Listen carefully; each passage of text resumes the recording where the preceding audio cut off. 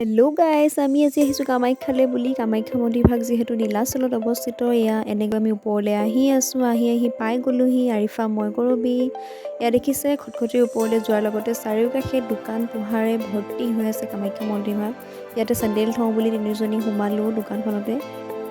দোকান চেণ্ডেলকেইযোৰ থৈ যাওঁ, তাৰপিছত চাকি ল'লোঁ। এয়া গৰবী আৰু মই। আৰিফাই খুব খাৰু চাইছে। তাৰপিছত আমি আকৌ চাকি গছ লৈ ওপৰলৈ বুলি উঠি গ'লোঁ। ওপৰলৈ উঠি গৈ এইফালেদি কামাখ্যা মন্দিৰ ভাগত প্ৰৱেশ কৰে সকলোৱে। এইফালেদিয়ে প্ৰৱেশদ্বাৰ আছে। তাৰপাছত এয়া দেখিছে কি ধুনীয়া এটা পৰিৱেশ, এনেকৈ চাওক বহুত এটা ধুনীয়া পৰিৱেশ। আমি তিনি প্ৰাণী এয়া একেলগে। তাৰপাছত আমি চাকি দিবলৈ বুলি গ'লোঁ এইফালেদি। ইয়াত দেখিছে কিমান ভক্তৰ সমাৱেশ। ইয়াত অসমৰ লগতে ভাৰতৰ বিভিন্ন প্ৰান্তৰ পৰা কামাখ্যা মন্দিৰলৈ ভক্তৰ সমাৱেশ ঘটে। ইয়াতে গোটেই বছৰটো যাতে ভাল হয় সেইবাবে ভগৱানৰ ওচৰত মোৰ দোৱালোঁ মই সকলোৰে যাতে ভাল হয়। এতিয়া আহিলে আমাৰ মেইন কাম ফটো ছেশ্যন।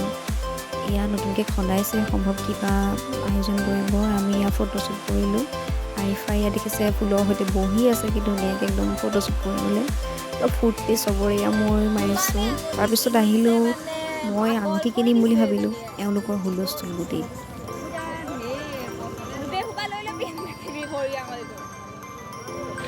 ৰাইজে অকণমান আৰু তেওঁলোকেও মুখ উলিয়াইছে আঙুঠি কিনাৰ পৰা বিৰক্ত হৈ।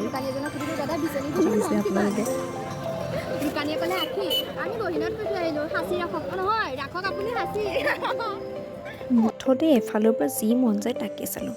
এয়া আমি কামাখ্যাৰ পৰা উলটি দিলোঁ। আমাৰ মতে গুৱাহাটী জাৰ্ণি উইদাউট কামাখ্যা মন্দিৰ সফল কেতিয়াও নহয়। আপোনালোকো আহিব।